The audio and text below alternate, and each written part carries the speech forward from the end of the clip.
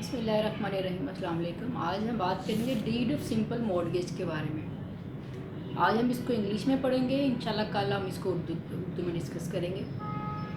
ऐसे ही सबसे पहले आप ऊपर टाइटल देंगे deed of simple mortgage. Then this mortgage deed is made at Lahore on 25 सितंबर 2020 बिटवीन, अब आप फ्रीकैन के नाम लिखेंगे या पार्टनर्स के नाम लिखेंगे। Name, son of, residence of, ID card number या CNIC number, here in after called the mortgagor.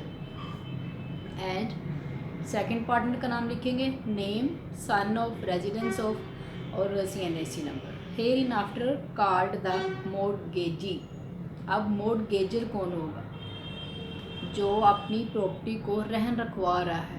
और मॉर्गेजी कौन होगा? जो उसकी प्रॉपर्टी ले रहा है, उसको पेमेंट दे रहा है, यानी कि उसको लोन दे रहा है। सबसे पहले तो आप लोगों को पता हो कि मॉर्गेज डीड होती क्या है। एक बंदा है जिसके पास प्रॉपर्टी है और उसको लोन चाहिए। एक बंदे के पास पेमेंट है। वो मॉर्गेजी कोई भी हो सकता है, कोई बैंक भी हो सकता है, कोई सिंगल पर्सन भी हो सकता है, वो कोई भी हो सकता है।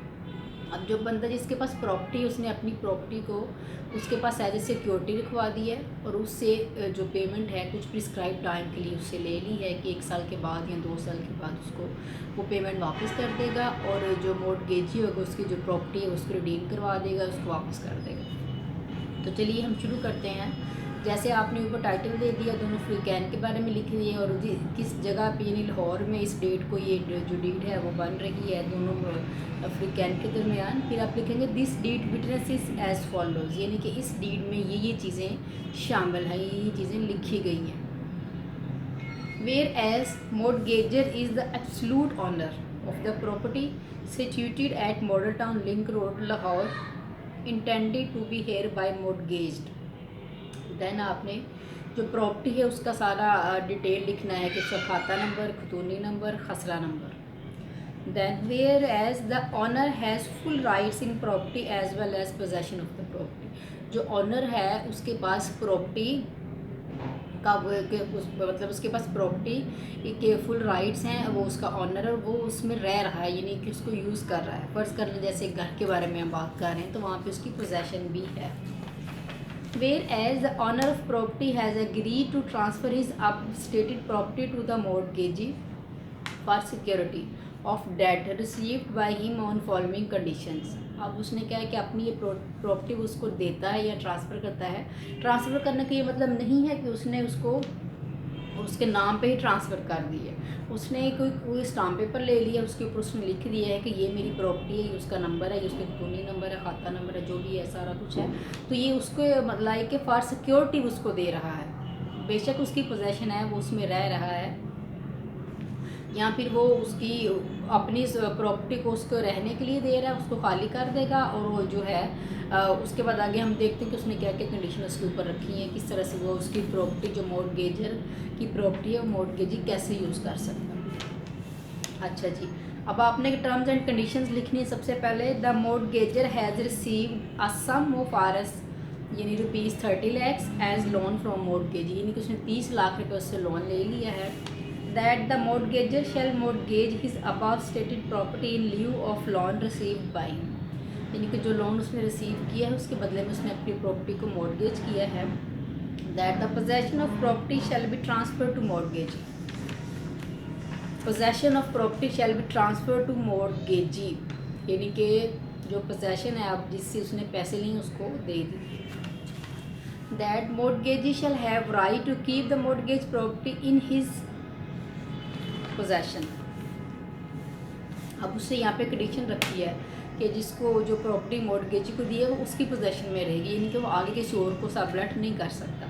That the mortgagee shall keep property in good condition. That the mortgagee shall be liable for any injury और damage cause to property.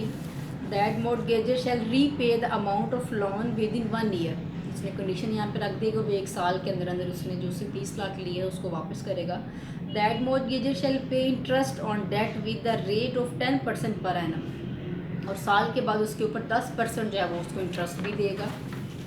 That the mortgagor shall पे the amount of loan plus interest with in prescribe time, loan के साथ जो उसने interest ऊपर 10% रखा है उसके साथ वो उसको पे करेगा। That the mortgagee shall have the right to redeem the mortgage property even before prescribed time, यानी कि साल से पहले अगर उसके पास 30 लाख है वो उसको दे के अपनी प्रॉपर्टी को रिडीम करवा सकता है यानी छुड़वा सकता है। That if the mortgager does not redeem the property the mortgagee shall have right to cause the property sold। यहाँ पे ये कंडीशन रखी है कि अगर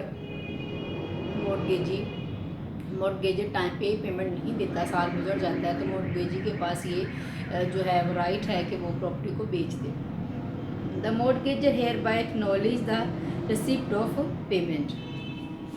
अच्छा जी, provided always that whenever and wherever the terms mortgager and mortgagee have been used in this mortgage deed, it shall include their heirs, executors, administrators or assignees। Let's suppose जो मॉर्गेजर या mortgagee है उनमें से खुदा न खास्ता किसी की डेथ हो जाती है तो जो उनके नेक्स्ट जो हैं उनके लीगल एयर्स हैं या उनके एडमिनिस्ट्रेटर या साइनिज हैं तो वो उन्हीं को पार्टी कंसिडर किया जाएगा। In witness whereof, यानी कि इन लोगों की मौजूदगी में the mortgagor and the mortgagee have sign the deed at Lahore. इसी तरह से पहले मॉर्गेजी के साइन होंगे, उनके नाम और सिग्नेचर्स होंगे, उसके बाद विटनेस नंबर 1 और नंबर 2 के डिटेल नाम, son of, residence of, CNAC number जो है वो लिखा जाएगा। तो इंशाल्लाह आज की डीड हमारी ये मॉर्गेज सिंपल मॉर्गेज डीड थी। कल हम इसको उर्दू में डिस्कस करेंगे। तो तब तक के लिए अपना ख्याल रखिएगा, तब तक के लिए खुदा हाफिज़।